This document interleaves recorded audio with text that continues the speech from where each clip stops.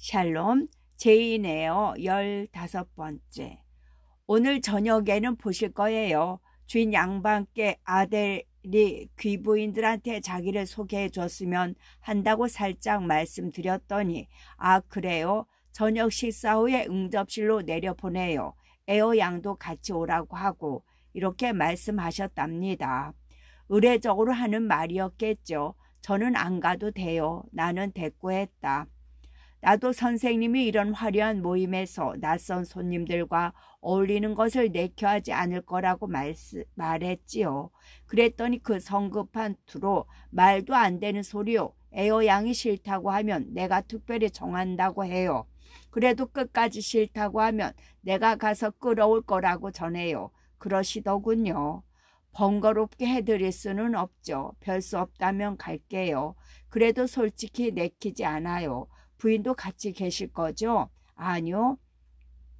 저는 가지 않았으면 한다고 했더니 주인 양반이 들어주셨어요.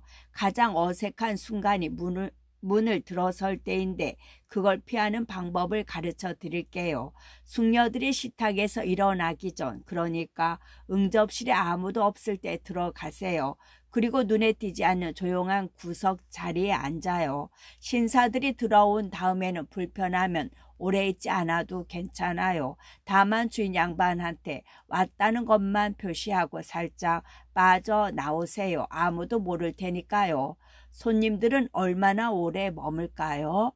2, 3주일은 계실 거예요. 그 이상은 어려울 거예요.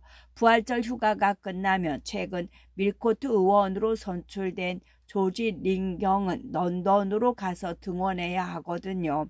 주인 양반도 같이 가실 겁니다. 그분이 손필드에 이렇게 오래 머무르시는 건 정말 놀라운 일이에요. 아델과 함께 응접실에 들어갈 시간이 다가오자 마음이 점점 더 떨렸다.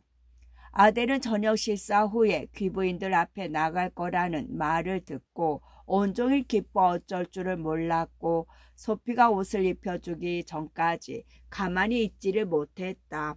옷을 입을 때는 중요한 자리에 나선다는 사실을 깨닫고 곧 침착해졌다. 아델은 지진 곱슬 머리를 곱게 손질해서 다발로 길게 늘어뜨리고 분홍빛 새틴 드레스에 긴 허리띠, 긴 레이스 장갑을 끼고 엄숙한 표정을 지었다.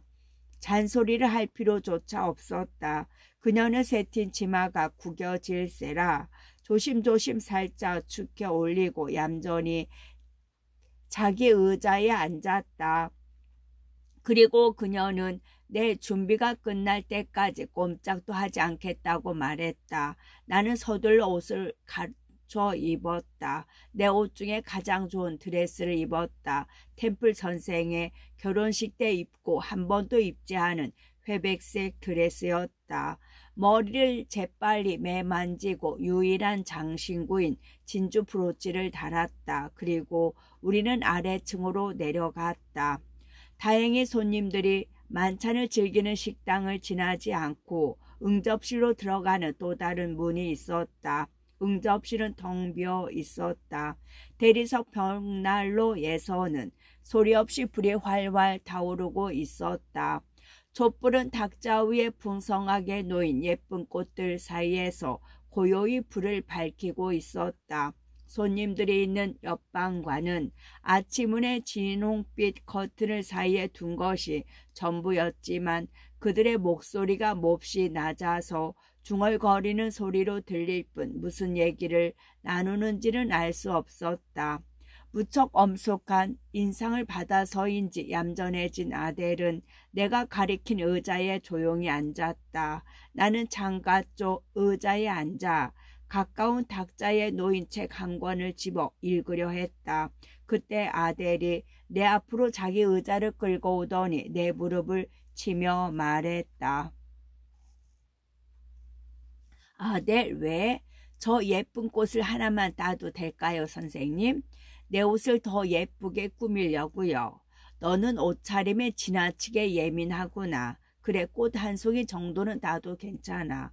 나는 꽃병에서 장미 한 송이를 따서 아델의 허리띠에 꽂아 주었다.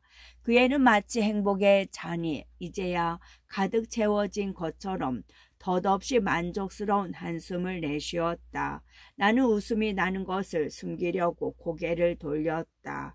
파리에서 온 이 조그만 아가씨가 옷에 너무 진지하고 선천적으로 집착하는 것이 애잔하면서도 우스꽝스러웠다. 이때 의자에서 일어나는 소리가 나직하게 들려왔다. 아침은의 커튼이 걷혔다. 그러자 커다란 식탁에 가득 놓인 은그릇과 유리로 만든 화려한 디저트 그릇이 쌍들이의 불빛을 받아 희왕찬란하게 빛나는 식당이 보였다. 거기 한 무리의 귀부인들이 서 있었다. 그들이 들어서자 그 뒤로 커튼이 다시 젖었다. 8명밖에 안 되었지만 한데 몰려 있으니 훨씬 더 많아 보였다. 그중 몇 사람은 키가 크고 대부분 풍성한 옷차림이어서 마치 안개가 달을 커 보이게 하듯 몸집들이 커 보였다. 나는 일어나 귀부인들을 향해 무릎을 살짝 굽혀 인사했다. 한두 사람만 고개 숙여 답례했을 뿐 나머지는 그저 나를 찬찬히 흩어볼 뿐이었다. 귀부인들은 방 안 곳곳에 흩어져 자리를 잡았다. 그 모습이 부드럽고 경쾌해서 마치 하얀 새의 물이 같았다. 어떤 이들은 소파와 긴 의자에 몸을 반쯤 기대고 또 일부는 탁자 앞에서 꽃과 책을 들여다보았다. 나머지는 난로가에 몰려 있었다. 모두 습관적인 행동인 듯했다. 그들은 낮지만 또 뚜렷한 목소리로 얘기를 나누었다. 나는 그네들의 이름을 나중에 알았는데 지금 그걸 말해두는 것이 좋겠다. 우선 애시턴 부인과 그녀의 두 딸이 있었다. 부인은 젊었을 때는 틀림없이 미인이었을 것이고 그 미모가 지금도 엿보였다. 큰딸 에이미는 몸집이 작은 데다 생김새나 태도가 앳돼 보였고 균형 잡힌 몸매였다. 흰 모슬린 드레스에 파란 장시띠가 그녀에게 잘 어울렸다. 동생 루이자는 키가 언니보다 더 크고 얼굴도 예뻤다. 프랑스식 표현으로 잘 차려입은 인형 같은 얼굴이었다. 두 자매 모두 백합꽃처럼 아름다웠다. 린경 부인은 40살가량으로 몸집이 비대했다. 광택이 줄줄 흐르는 세틴 드레스로 호화롭게 단장하고 몸을 뒤로 젖힌 품이 거만해 보였다. 빛빛의 깃털과 보석으로 장식한 검은 머리가 반짝반짝 빛났다. 덴트 대령 부인은 린경 부인만큼 화사하지는 않았으나 더욱 고상한 기품이 있었다. 파리하고 점잖은 인상에 날씬한 몸매와 아름다운 머릿결을 가졌다. 검은 세틴 드레스에 외국산 고급 레이스 스카프, 진주 장신구는 신분이 더 높은 린경 부인의 무지개처럼 화려한 차림새보다 훨씬 더 인상적이었다. 그러나 가장 눈에 띈 사람은 가장 큰 키 때문이기도 하지만 미망인인 잉글랜 부인과 그녀의 딸 프렌치와 메리였다. 모두 여자치고는 키가 몹시 컸다. 미망인은 40에서 50살 사이로 보였고 여전히 아름다운 몸매를 유지하고 있었다. 촛불에 비친 그녀의 머리는 새카맣고 치아도 온전한 듯했다. 모두 나이보다 젊고 멋졌다. 겉모습은 영락없는 미인이었다. 그러나 그 태도나 얼굴에는 더할 나위 없이 거만한 표정이 가득했다. 로마인 같은 매부리 코에 다 늘어진 이중턱은 마치 목 속에 처박힌 둥근 기둥 같았다. 이런 용모가 오만함을 부풀리고 결국 그 오만함으로 주름진 듯 보였다. 그리고 덕도 교만으로 떠받치고 있는 듯했다. 눈은 야멸차하고 날카로운 리드 부인과 비슷했다. 말투에도 거드름이 장뜩 묻어났다. 입을 크게 벌리고 말하는데 내리깐 굵은 목소리와 지나치게 과장된 억양이 완고한 어조를 나타냈다. 한마디로 도저히 참을 수 없는 말투였다. 진홍색 벨벳 드레스에 금실을 수놓은 인도전으로 만든 숄 터번을 둘러쓴 모습은 여왕 같은 위엄을 풍겼다. 그녀도 그런 모습을 의도한 것 같았다. 블렌치와 메리는 둘 다 키가 비슷했다. 미루나무처럼 늘씬했다. 메리는 키에 비해 몹시 마른 편이었고 블렌치의 몸매는 달의 여신처럼 볼륨이 넘쳤다. 물론 나는 각별한 관심을 가지고 그녀를 살펴보았다. 첫째, 페어팩스 부인이 말한 모습 그대로인지, 둘째, 내가 상상으로 그린 그녀의 조상화와 조금이라도 닮은 점이 있는지, 셋째, 말해버리자. 노체스터시의 취향에 맞는지 알고 싶었다. 몸매는 내가 그린 그림과 페어팩스 부인의 말 그대로였다. 풍만한 가슴, 매끈한 어깨선, 우아한 목덜미, 검은 눈과 검은 곱슬머리. 그러나 그녀의 얼굴은 어머니를 닮았다. 더 젊고 주름이 없을 뿐이었다. 똑같이 좁은 이마, 똑같은 이목구비, 똑같은 거만함. 그러나 어머니처럼 묵뚝뚝하지는 않았다. 그녀는 줄곧 웃고 있었다. 냉소적인 얼굴 표정에 드러나는 것은 조소 어린 웃음이었다. 천재는 자의식이 강하다고 했다. 잉글램 양이 천재인지는 모르지만 그녀는 자의식이 특히 강해 보였다.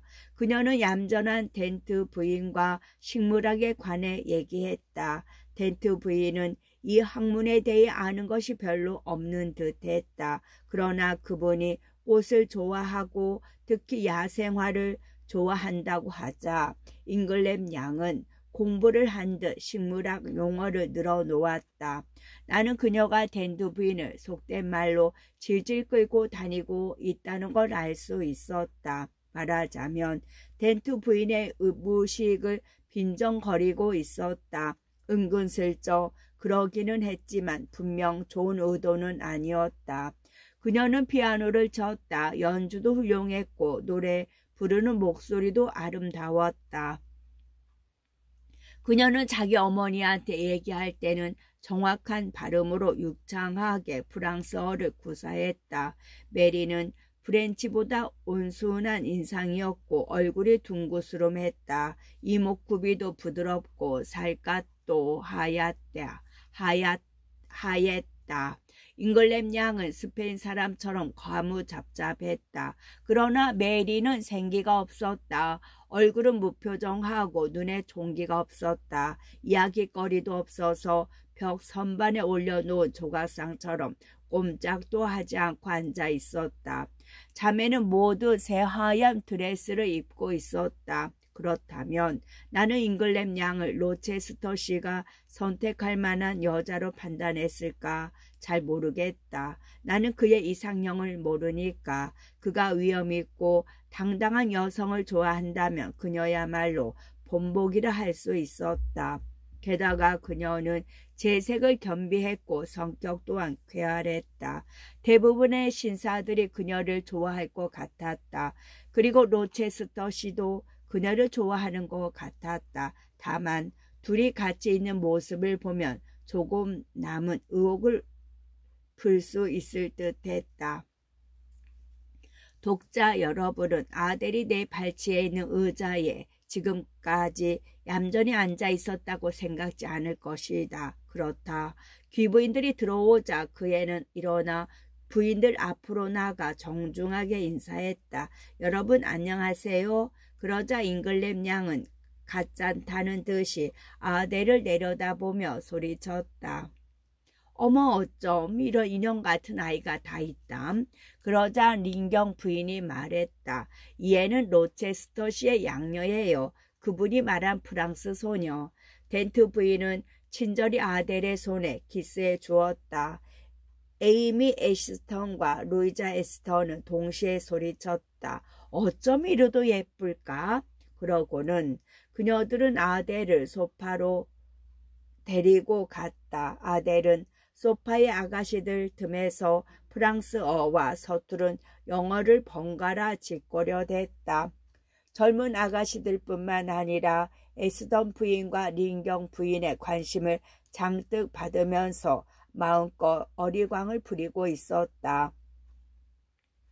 마침내 커피가 나오자 신사들이 모이기 시작했다. 나는 어두운 곳에 앉아 있었다. 이처럼 밝은 방에서 그나마 창문 커튼 뒤가 웬만큼 어두운 곳이었다. 나는 커튼 뒤에 반쯤 숨다시피 했다. 아침문의 커튼이 하품하듯이 벌어지더니 남자들이 들어왔다. 한꺼번에 들어오는 그들 역시 귀부인들처럼 참으로 당당했다. 모두 검은 옷을 입었고 대부분 훤칠하고 몇몇은 젊었다.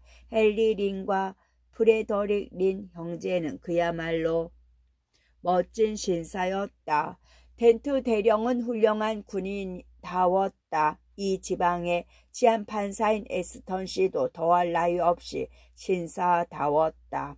머리가 백발이었으나 눈썹과 수염은 아직 검었는데 어딘지 연극 무대에 오른 노년의 귀족 같은 분위기였다. 젊은 잉글램 경은 그의 누이들처럼 키가 크고 얼굴도 잘생겼으나 메리처럼 무표정했다. 그는 혈기나 두뇌가 강하기보다 사지가 발달한 것 같았다. 그런데 노체스터 씨는 어디 있을까? 그는 맨 마지막에 들어왔다. 나는 아침은 쪽을 보지 않았으나 그가 들어오는 걸 알았다. 지갑을 뜯고 있던 나는 뜨개질 한 코 한 코에 집중하려 했다. 손에 든 일감만을 생각하고 무릎에 놓인 은구슬과 비단실만 보려 했다. 그러나 머릿속에 온통 그의 모습만 떠올랐다. 마지막으로 그를 보았을 때, 그러니까 그의 말대로 중요한 봉사를 해준 직후의 모습이 떠오른 것이다. 그가 내 손을 잡고 내 얼굴을 내려다보며 정열이 넘쳐 흐르는 듯한 눈으로 나를 뚫어지게 바라보지 않았던가. 나도 같은 심정이었다. 그 순간 나는 얼마나 그에 가까이 있었던가. 그 후 무엇이 우리의 입장을 서로 바꾸어 놓았는가. 그런데 지금 우리 둘은 몸과 마음이 얼마나 멀리 떨어져 있는가. 그가 내게 와서 말을 걸어주지 않을 거라는 생각이 들 만큼 서먹해지다니. 그가 나를 쳐다보지도 않고 응접실 건너편에 앉아 귀부인들과 담소하는 걸 보고도 나는 별로 놀라지 않았다. 그의 관심이 귀부인들에게 쏠리고 나는 그의 눈에 띄지 않고 쳐다볼 수 있다는 사실을 깨닫게 되자 내 눈은 저절로 그의 얼굴로 향했다. 내 의지와는 다르게 눈꺼풀이 자꾸 올라가고 눈동자가 그에게 고정되었다. 나는 그를 보는 것만으로도 기뻤다. 고통이라는 강철 갈라리는 순금 같은 기쁨이었다. 갈증으로 죽어가는 사람이 기어이 찾아간 오아시스에 독이 들어있다는 걸 알면서도 그 물을 마시면서 느끼는 희열이었다. 아름다움이란 바라보는 사람의 눈 속에 있다는 말은 진리다. 로체스터 씨의 창백한 갈색 얼굴, 넓고 각진 이마, 검고 굵은 눈썹, 푹 꺼진 눈, 다부진 이목구비, 앙담은 무뚝뚝한 입, 하나같이 정력과 과단성이 굳은 의지를 나타내는 이 모습들은 흔히 말하는 아름다운 얼굴이 아니다. 그런 아름다움 이상으로 나를 완전히 지배하는 마력을 가지고 있었다. 나의 모든 감정을 송두리째 끌어당겨 꼼짝도 하지 못하게 했다. 나는 그를 사랑하고 싶지 않았다. 오히려 사랑의 싹을 뿌리째 뽑아 버리려고 노력했다는 사실을 독자들은 알고 있을 것이다. 그런데 지금 그를 보자마자 폐기할 줄 알았던 그 감정이 순식간에 상상하고도 벅차게 되살아나고 있지 않은가. 그가 나에게 관심을 두지 않는데도 나는 그를 사랑하지 않을 수 없었다. 나는 그와 손님들을 비교해 보았다. 린 형제의 화려한 풍채, 잉글램 경의 생기 없는 우아함, 텐트 대령의 군인다운 당당한 모습까지도 로체스터 시의 타고난 힘에 넘치는 표정에 비하면 아무것도 아니었다. 그들의 풍채나 얼굴 표정은 아무런 감흥도 주지 않았다. 그러나 사람들 대부분은 그들이 매력적이고 잘생겼다고 생각할 것이고, 반면 로체스터 씨는 못생기고 우울한 얼굴이라고 생각할 것이다. 나는 그들이 미소 짓거나 깔깔거리는 모습을 보았지만 조금도 매력적이지 않았다. 촛불에도 그 사람들의 미소에 깃든 정도의 영혼은 있을 것이다. 종소리에도 그들의 웃음소리 못지않은 의미가 담겨 있다. 나는 로체스터 씨의 미소를 보았다. 딱딱한 표정이 웬만큼 부드러워졌고 눈빛은 온화하게 빛났으며 뚫어지게 보는데도 순해 보였다. 그는 에스턴 자매와 얘기하고 있었다. 꿰뚫어 보는 듯한 그의 시선을 그 여자들은 대수롭지 않게 바라보는 것에 놀랐다. 그가 뚫어지게 바라보면 여자들은 볼이 빨개지면서 눈을 내리뜨리라 생각했던 것이다. 그러나 그녀들은 아무렇지 않은 것 같아서 나는 기뻤다. 저 아가씨들은 나와 다르게 로체스터 씨를 받아들이고 있어. 그는 저 아가씨들과는 다른 사람이야. 그는 나와 같은 사람이야. 맞아. 그와 나는 통하는 게 있어. 나는 그의 표정과 행동의 의미를 하나하나 다 알겠어. 신분과 재산이 우리를 떼어놓고 있지만 내 머리와 마음, 혈관과 신경 속에는 그와 서로 동화되는 무언가 있어. 2, 3일 전만 해도 내가 그분한테 봉급을 받는 관계 말고는 아무런 관련도 없다고 생각했어. 고용주 말고는 어떤 관계도 상상하지 말라고 경고했잖아. 그러나 그것은 순리를 거스리는 거야. 내가 가진 온갖 선량하고 진실하고 밝은 감정이 자연스럽게 그에게 쏠리고 있어. 그러나 나는 이런 감정을 드러내서는 안 돼. 나는 희망을 억눌려야 한다.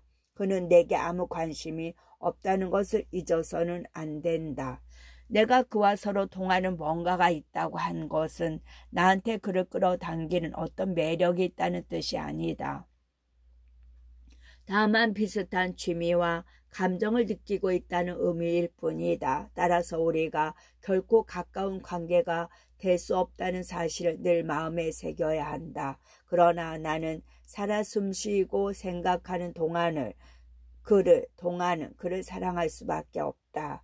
커피가 나오고 신사들이 들어온 후로 귀부인들은 종달새처럼 생기를 띄었고 대화는 흥겨워졌다.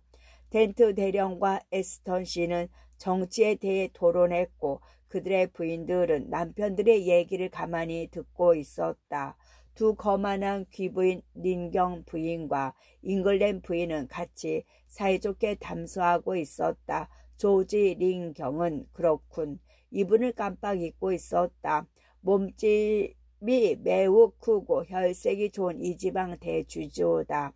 한 손에 커피잔을 들고 부인들이 앉은 소파 앞에 서서 얘기를 듣고 있다가 중간중간 끼어들었다. 프레더릭 린 씨는 메리 잉글램 옆에 앉아 화려한 판화, 그림책을 보여주었다. 메리는 그림을 보면서 가끔 미소만 지을 뿐 입술을 떼는 일이 없었다. 키가 크고 동작이 굼뜨는 앵글림 경은 체구가 작고 발랄한 에이미 에스턴의 의자 등에 발장을 끼고 기대서 있었다. 에이미는 젊은 잉글램 경을 간간히 쳐다보며 굴뚝새처럼 제잘거렸다. 그녀는 로체스터 씨보다 잉글램 경을 더 좋아했던 것이다. 헬린 린 씨는 루이자 에스턴의 발 아래 놓인 낮고 긴 의자에 앉아 있었는데 아델도 린 씨와 같이 거기 앉아 있었다. 나는 아델에게 자꾸만 프랑스어로 말을 시켰는데 루이자는 그의 엉터리 프랑스어를 비웃었다. 블렌치 잉글램은 누구와 짝을 이루고 있을까? 그녀는 탁자 옆에 혼자 서서 몸을 숙이고 조용히 앨범을 보고 있었다. 누가 말을 건너기를 기다리는 눈치였으나 그녀는 그리 오래 기다리지 못하고 자기가 상대를 골랐다. 로체스터 씨는 에스턴 형제 곁을 떠나 블렌치 잉글램 혼자 서 있는 난로가 탁자 가까이 서 있었다. 블렌치는 로체스터 씨와 마주보고 섰다. 로체스터 씨, 저는 당신이 아이들을 좋아하지 않는 줄 알았어요. 좋아하지 않습니다. 그러자 그녀가 아델을 가리키며 말했다. 그럼 왜 저 조그만 인형을 떠맡게 됐죠? 어디서 주워오셨어요? 주워온 게 아니라 누군가 나한테 버린 아이입니다. 학교에 보내도 되잖아요. 학교는 비용이 많이 들어서요. 어머나, 저 아이 때문에 가정교사까지 두셨잖아요. 방금 저 애랑 같이 있던데 나갔나? 아, 저 커튼 뒤에 있네요. 물론 월급을 주시겠지요. 학교에 보내는 것만큼 들 텐데요. 아마 더 들걸요. 둘이 먹는 것까지 포함하면요. 나는 걱정되었다. 아니, 내가 바라던 바라고 해야 옳았다. 내가 거론되면 로체스터 씨가 나를 볼 것이기 때문이었다. 나는 무심 중에 더욱 커튼 뒤로 숨었으나 그는 내 쪽으로 눈길을 돌리지 않았다.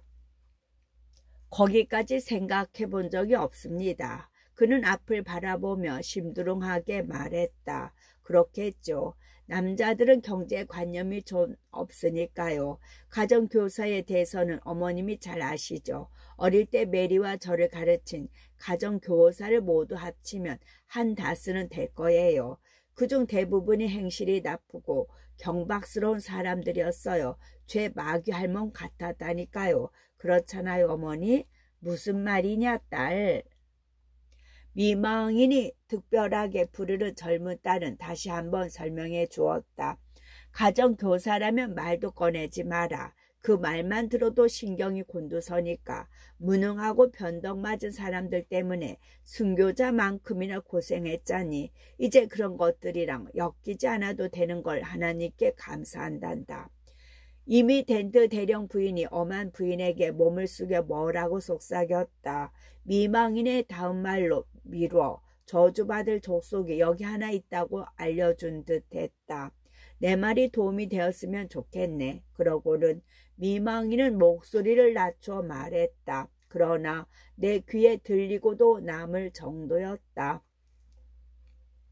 나도 알고 있어요. 내가 사람을 좀 볼 줄 아는데 저 여자 얼굴을 보니 그런 족속들의 결점이 다 나타나네요. 결점이라는 게 어떤 겁니까, 부인? 로체스터 씨가 큰 소리로 물었다. 나중에 조용히 말씀드릴게요. 그녀는 무슨 대애스럽지 않은 일이라도 되는 듯 터번을 쓴 머리를 3번 흔들며 대답했다. 하지만 식욕만큼이나 호기심이 동하네요. 지금 듣고 싶습니다. 그러면 블렌치에게 물어보세요. 그 애가 더 가까이 있으니까요. 저한테 넘기지 마세요, 어머니. 그런 족속들을 통틀어 한마디밖에 할 수 없네요.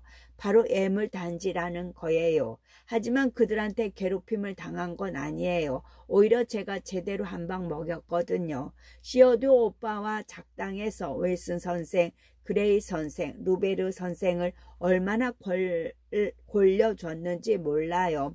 어리벙벙한 메리는 끼지도 못했죠. 가장 재미있었던 건 주베르 선생이었어요.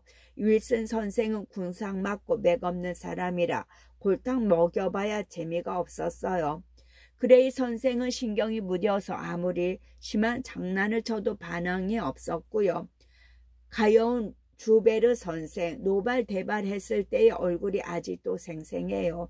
우리가 좀 과격했죠. 잣잔을 뒤엎고 버터 바른 빵을 뭉개고 책을 전장으로 마구 집어던지고 자루 책상을 치고 부젓가락으로 벽난로를 치고 야단 법석이었죠. 오빠 그때 기억나?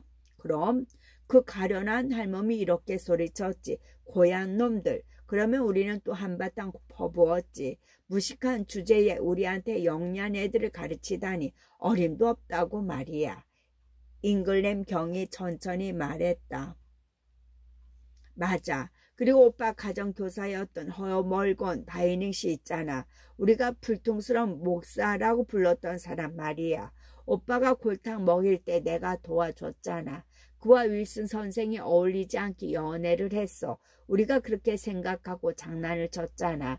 은밀하게 서로 눈빛을 주고받거나 한숨을 쉬거나 하는 것을 발견하면 둘이 사귀는 증거라고 여기고 급작스럽게 몰아붙였지. 덕분에 온 집안 사람들이 다 알게 되었고 그 구실로 애물단지들을 내쫓았지. 어머니도 눈치채자마자 부적절한 짓이라고 판단하셨어요. 그렇죠? 그러자 그 어머니가 말했다. 그렇고 말고 내 생각이 옳았단다. 한 집에서 일하는 여자 가정교사와 남자 가정교사가 서로 사귀어서는 안 되는 이유가 있지. 첫째, 어머니 얘기 안 하셔도 알아요. 천진난만한 어린아이들에게 나쁜 영향을 끼칠 수가 있어요. 누군가를 좋아하면 마음이 들떠서 일이 소홀하기 쉽고 서로 의지하다 보면 과감해져서 주인에게 저항할 위험도 크죠. 제가 제대로 설명했죠. 잉글램 장원의 잉글램 부인, 우리 딸 네 말이 맞고 말고. 더 얘기 안 해도 되겠네요. 다른 얘기를 하죠. 에미 에스터는 이 말이 안 들렸는지 아니면 못 들은 채 하는 것인지 부드럽고 순진한 말투로 참견했다.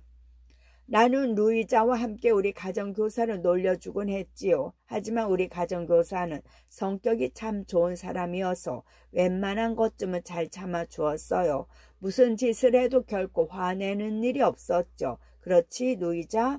맞아요. 한 번도 없었어요. 우리가 제멋대로 행동해도 험한 소리 한 번 안 했어요. 그분은 반지 꼬리를 뒤지기도 하고 서랍을 뒤엎기도 했거든요. 좋은 사람이어서 우리가 원하는 건 무엇이든 다 들어주었어요. 그러자 잉글램 양이 비꼬듯이 입을 삐죽거리며 말했다. 가정교사 회고록이라도 내야겠군요. 그런 불행한 일이 벌어지기 전에 다른 화제로 돌렸으면 합니다. 로체스터 씨, 이 제안에 찬성하십니까? 모든 일이 그렇듯이 아가씨 의견을 존중합니다. 그럼 제가 새로운 이야기거리를 제안해야겠군요. 세노르 에두아르노, 오늘 저녁 노래를 불러주겠어요? 이탈리어로 에드워드 씨입니다. 돈나 비앙카. 의 분부람은 기꺼이 받들지요. 이탈리어로 프렌치 아가씨입니다. 그럼 그대의 폐와 목청을 갈고 닦도록 우리를 위해 거룩하신 메리 여왕님의 리치오가 되지 않으려는 자가 감히 어디 있겠나이까.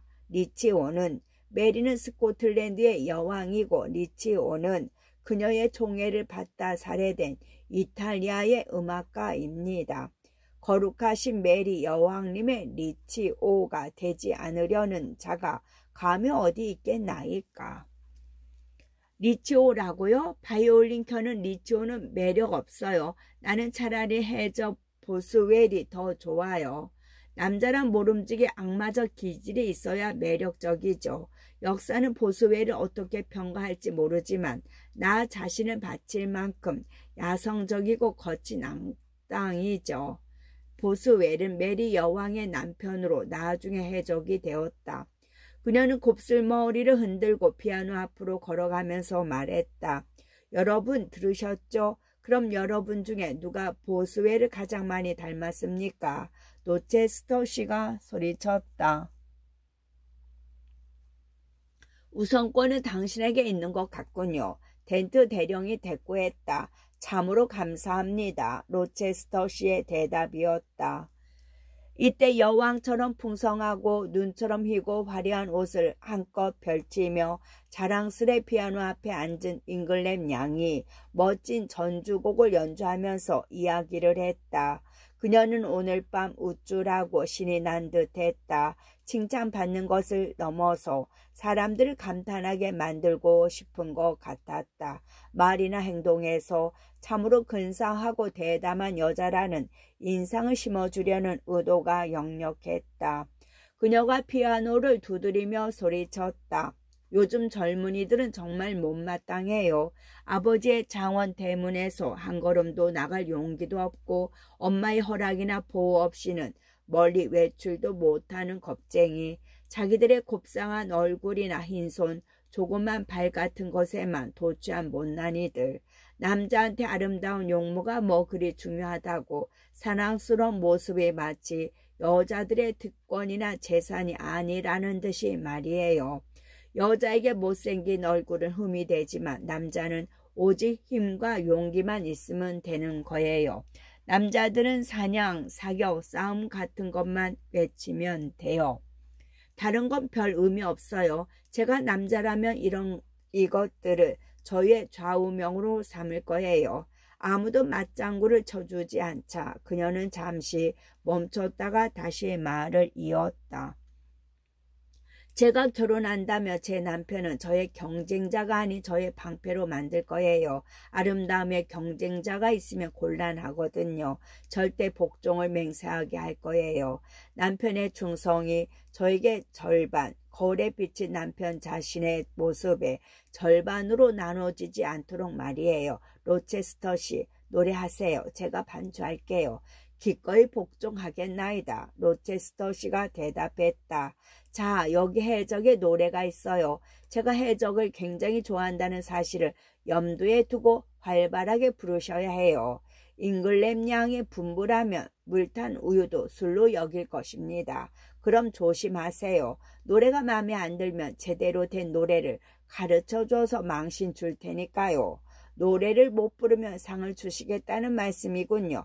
그럼 못 불러야겠네요. 그것도 조심하세요. 일부러 못 부르면 호된 벌을 내릴 테니까요. 끝.